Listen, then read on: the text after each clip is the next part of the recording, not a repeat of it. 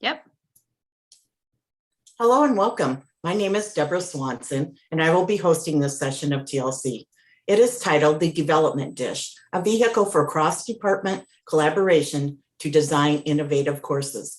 By joining us today, you acknowledge that this session is being recorded and will be shared with TLC-related materials. Microphones are muted, and you are encouraged to post questions and comments in the chat. The live transcription is also enabled. And now I am pleased to introduce our presenters, Jen Czar, Tricia Lauer, Dana Dillard, and Amy Erickson. The floor is yours.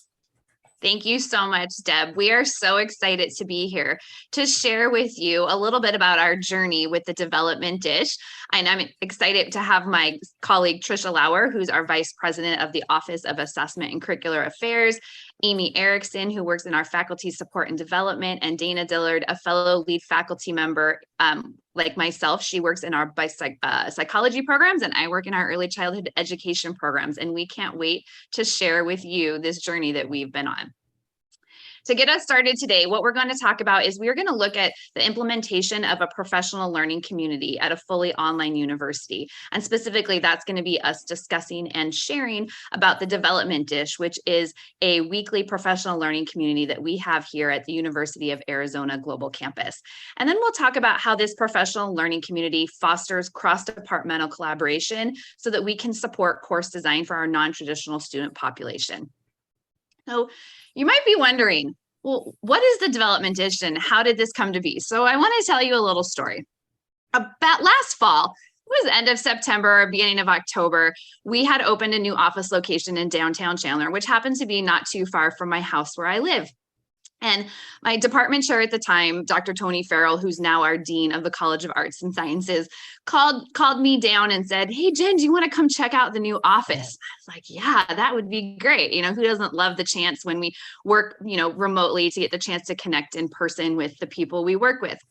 So I went down to the office to meet with Tony and connect. And I walked inside, and in the boardroom, which is not this exact boardroom on this picture, but looks pretty similar with the table and the big open windows, was sitting my colleague and friend, Tricia Lauer, Dr. Iris Lafferty, Dr. Maya Zelik, and Tony. And they said, "Jen, come on in and sit down." And I went, okay.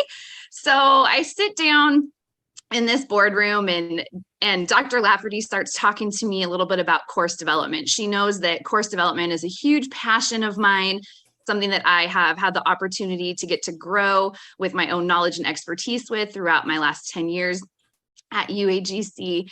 And we start kind of bouncing some ideas. They're asking a lot of questions, and Tricia goes, "Well, what if we hold a session each week? And what if we meet with faculty? And what if we provide a space and a forum where faculty can come, where we can connect, where we can answer questions, and we can bounce ideas?" And I said, okay, well, let's try it. And so over the next couple of weeks, Tricia and I went back and forth trying to figure out, what was this PLC going to be? What were we going to call it? What was it going to look like? What was the structure going to be? And we settled on, we call it the Development Dish with Jen and Trish, but a lot of people affectionately refer it to as the Zauer and Lauer Hour, because all of the hour rhyming in our names. We don't know why we didn't come up with that one before we sent it out as the dish, but the dish was born and first kicked off just about a year ago, a little over a year ago, the end of October of 2021. So it was really an organic opportunity that came, and it has continued to evolve throughout the last year. A few things about in developing the Development Dish. As Jen mentioned, our brainstorm ideas. Dr. Iris Lafferty and I had many opportunities during 2021 to meet with curriculum departments from other institutions.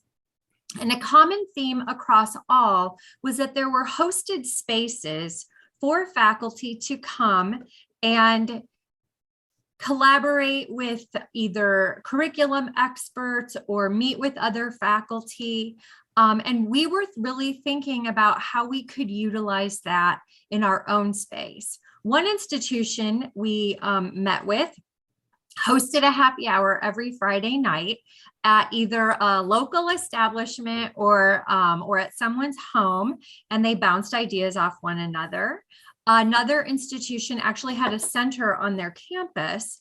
So when Jen and I were talking about how to come up with a space that met the characteristics of a professional learning community, we knew that there had to be a structure to it. And so what we landed on was an open office hour hosted through Zoom, where faculty and staff alike could pop in or pop out, where we didn't really have a set agenda unless there was a need established from a previous week or a question that arose from faculty. And we decided, because most of our meetings at the University of Arizona Global Campus start usually on the hour or on the half hour, that we would have them go from half past the hour to half past the hour to try to maximize the opportunities for faculty and staff alike to attend. We also have our email and contact information readily available, and I will share that I often receive probably 1 or 2 emails a week from faculty. It was very important to us to ensure that the space was a place where faculty could come and feel like they could ask whatever question they wanted, that they would be open to feedback from one another, and that it was a place for faculty across departments and colleges to socialize and to really share ideas, questions, and best practices about curriculum design.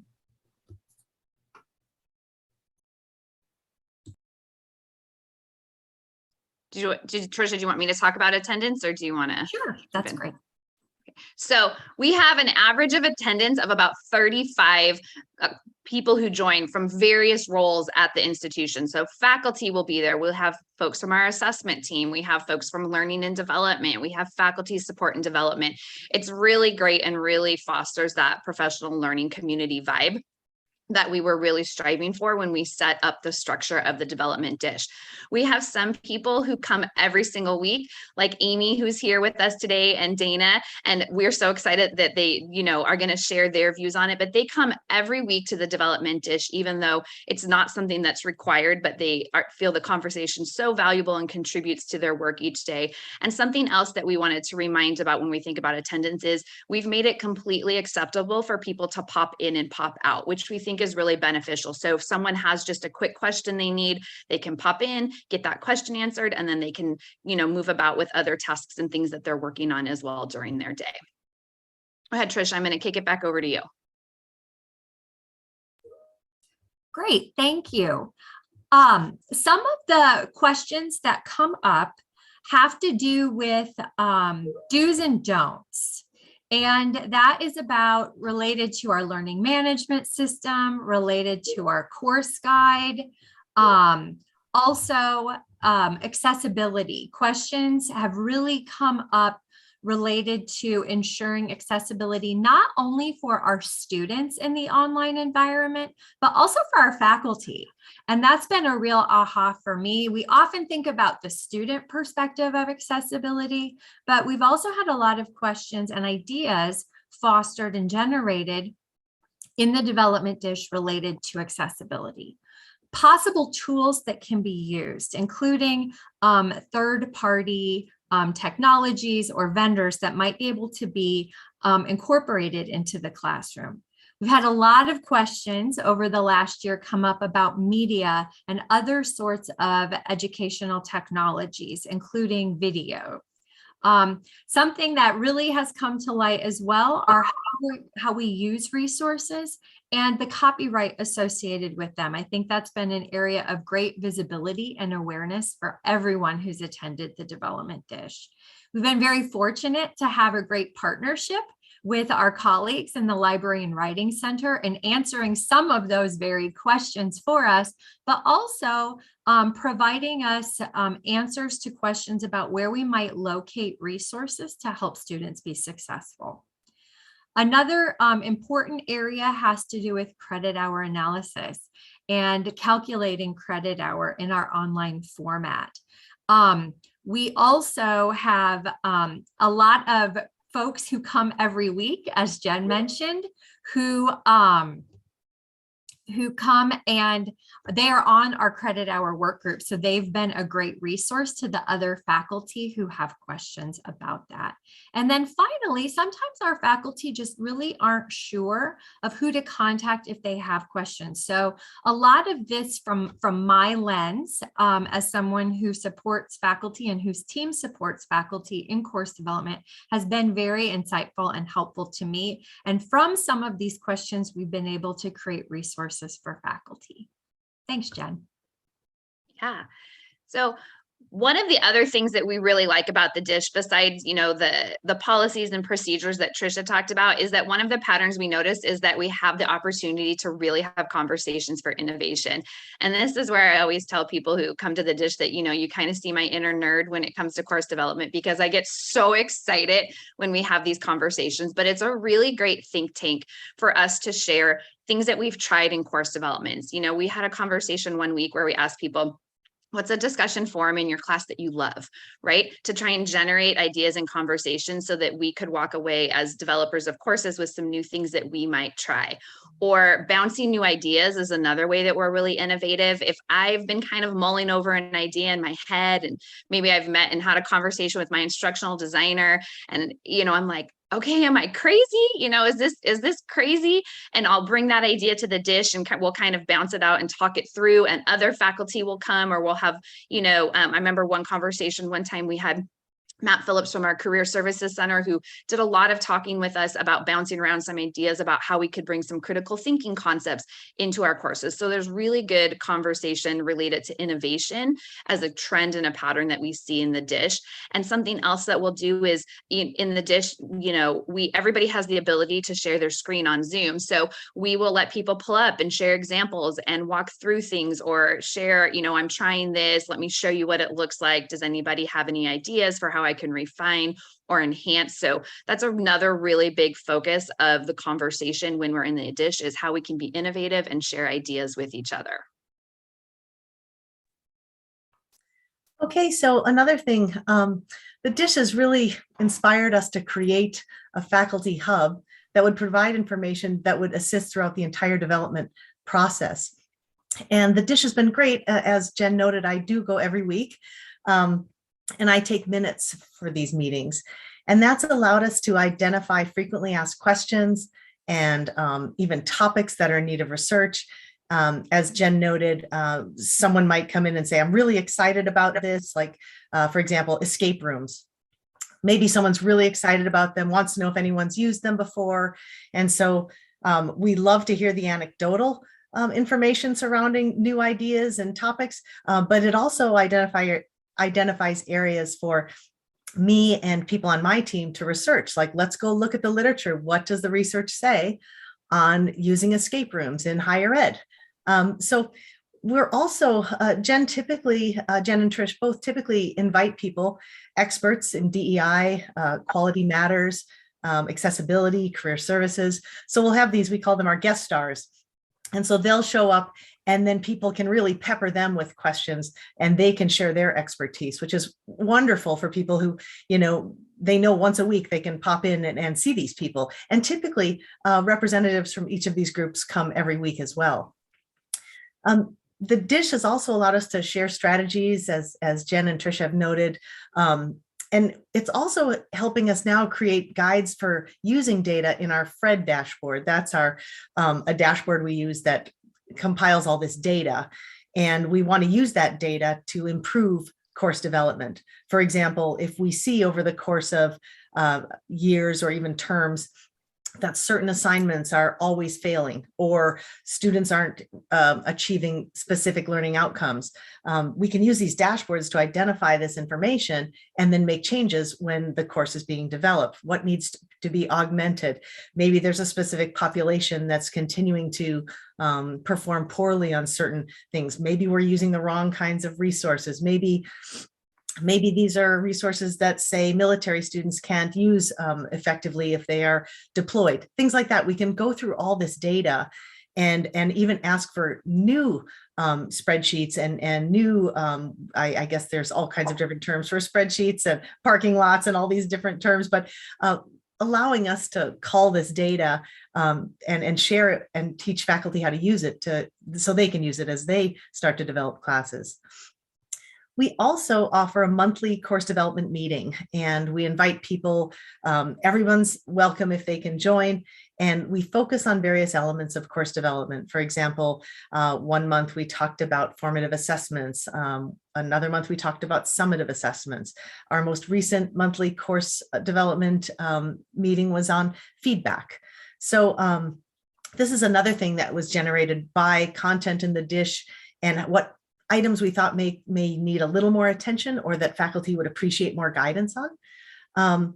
Finally, with our new partner LearningMate, we use the dish to provide additional resources for faculty to prepare working with them. And I'll pass that off to, I think, Dana, right? Yeah, and to kind of continue these trends and themes here, I have to tend to speak experientially. So as a new full-time faculty member who had no experience with course design at UAGC, the idea of starting a major course revision was overwhelming. I had no clue where to start, who to go to, or even what questions to ask. And even though everyone was always really supportive and helpful in my program, constantly asking questions made me feel incompetent. When I received the invitation for the development dish, it was an answer to a question I didn't know how to ask. Every time I would turn up with queries about where to go and who was responsible for what, I would be very warmly welcomed and would receive answers. And I soon discovered I wasn't the only one who was always asking these questions. Eventually, I didn't feel quite as lost with the process, and what had seemed like such a chaotic network of roles and responsibilities really began to come into focus. And even when I did feel lost, or for transparency's sake still do, I have developed connections to people who either know the answers or who can suggest who to go to. The weekly sessions helped reinforce which teams and departments can address specific questions and concerns, and broke down perceptions of barriers between departments. While the dish is a great one-off resource for anyone who has a quick question, it is transformed into the safe, welcoming space for not only asking questions about learning process, but also for understanding organizational flow and for digesting change. Next slide, please.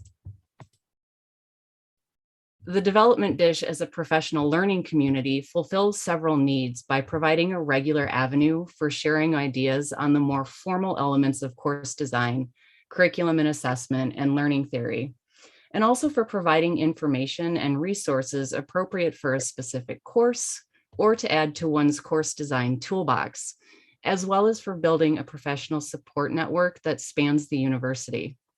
As an optional activity, the dish empowers participants to come as frequently or infrequently as needed. While some drop in once out of curiosity or to address a specific question, many of us return week after week as we have grown to truly enjoy the collaboration with colleagues we respect and appreciate, and to bounce ideas off those who may have previous experience trying something similar, or who may directly support the course design concept, or who may be able to point someone toward a solution. Next slide, please. For me and my work, the development dish has become a constant, nearly non-negotiable on my calendar. While I initially viewed it as a professional development opportunity that would maybe provide a place to get some answers on the process of course design, what I didn't expect was that the dish would become a weekly engagement device where I could get to know individuals across the university. Individuals who had a wealth of knowledge about course design, credit hour analysis, DEI initiatives, faith in our vision, and so much more that would transform a class many students dreaded into one that became interesting and relevant. Throughout my first course design, I reached out time and again to people I had met at the dish, asking for more information, for clarification on process, or for ideas on wording, or to brainstorm. Some of the most memorable moments of collaboration began in the dish, but they have spread far beyond those virtual walls. As one of many examples, one dish session led to a weeks-long collaboration about how to develop, word, and logistically plan for a multi-part guessing game and a weekly discussion board, and which became a discussion forum that has been positively called out in student and instructor feedback. The dish has made me better at dropping my own ego and designing a vision for a course centered on student experience. In addition to this, it has created meaningful professional collaborations, including ones such as this presentation, that I never would have envisioned when I accepted that first invitation. The dish has inspired deeper connection and conversation across disciplines in support of our mission to create rich, meaningful, relevant, and applicable content for our students. And I'll turn it back over to Amy. Thank you. So course development is now a strategic initiative at UAGC. And so that's a really exciting bit of news we got within the last few weeks. And so the team I'm on is now developing a new course development curriculum. So we can have a curriculum available for faculty and they can benefit from all these things we've been talking about. And we can use the facts and data we have from the dish to create that. So we're in the process now of researching theorists who've contributed and continued to contribute to this body of work.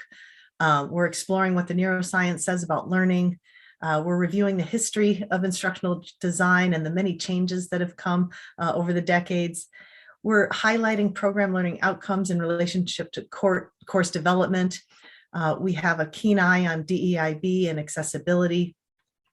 And we're also wanting to train faculty on rubrics and assessments, both summative and formative, and also using evidence to develop these courses. So the development dish has had a really big impact on my work and the team I'm on, like our work, and has inspired us to create this curriculum that will continue the good work of the development dish. And I'll turn it back over, I think, to Jen, right? Yes, back to me.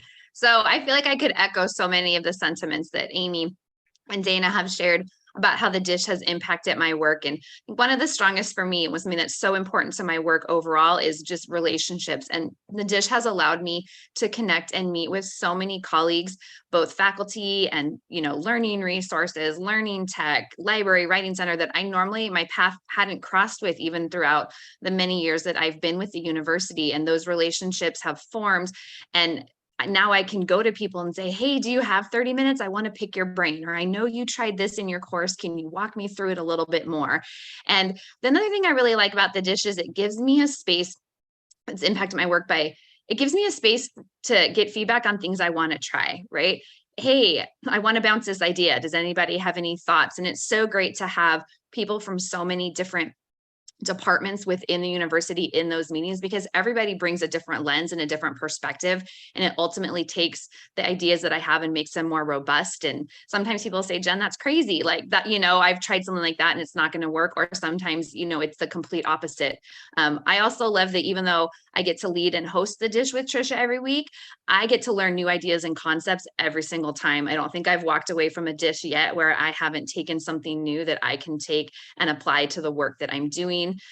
Something that we've really talked a lot about is that we want our faculty to have joy when it comes to course development. We know that course development is hard and it's challenging and it's time consuming, but the joy and the reward at the end of pulling all the pieces together is so powerful. And we celebrate those successes in the dish. And I think it's so great. And that's something that's really impacted me, is that I can take other people's joy and ideas and use it to keep driving the work that I'm doing. It's enhanced my development skills as well. And it's really impacted my work by helping me to elevate courses and take them to the next level and continue to be more innovative. And I am going to hand things back over to Trisha to share how it's impacted her work and to wrap us up. Thank you. So I got a little happy when I got very happy when I heard Dana saying how it really fostered a lot of collaboration. And I could give, a million examples of how I've seen faculty across departments and colleges step up and help one another. And I won't read all of the items in the 8 boxes on the slide, but I think it's been exciting for Jen and me to be able to facilitate the hour.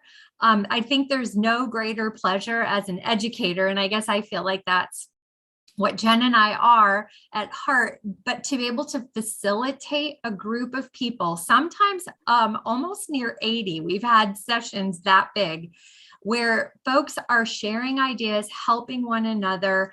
I'll never forget Dana, actually, I'm going to pick on you. We had a Forbes faculty member who was having trouble finding an article in our library databases. Dana, you remember this, don't you? And Dana actually found the article for that faculty member.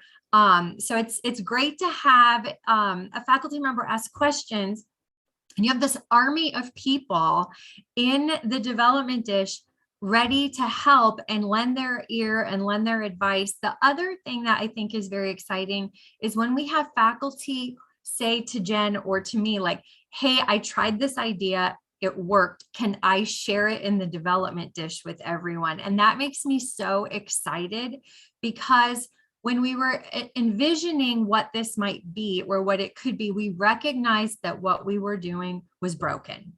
And it's my job in my role to support faculty and figure out ways that we can equip faculty and staff to create the most engaging and innovative courses possible. And so those are kind of my biggest takeaways, and probably the last square on this screen really encapsulates what that looks like. So in kind of closing, how to implement this if you were to do this on your own at your own university, or even just thinking about a professional learning community in general, I think it's first important to discuss the needs and establish what the goals are. Begin with the end in mind, right? What is it that you hope to accomplish? Engage the input of a variety of experts and get their input.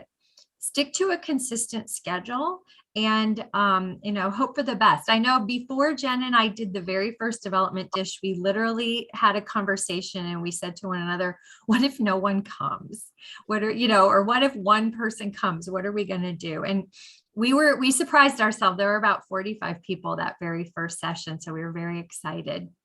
We used that time to listen to faculty and to find out what their needs were. And from there, we began our journey with the development dish. We were very clear in that we weren't the experts. And if we didn't have the answers and no one else did that was in the dish, we would come back with the answer for that faculty. And we really are tapping into the expertise of our faculty and staff to help lead the sessions and help guide the conversation. Jen, team, anything else you want to add? No, I think that sums it up great. We know we are just about out of time, but if you have any questions, feel free to post them in the chat or come on and ask, and we can type our emails in the chat as well. And you can get it from our Whova profiles as well from the TLC platform if you want to reach out or have questions. But we just appreciate everyone indulging us while we share about this hour each week that really, really fills our buckets and has been such a great way to build a collaborative community to drive our curriculum for our students.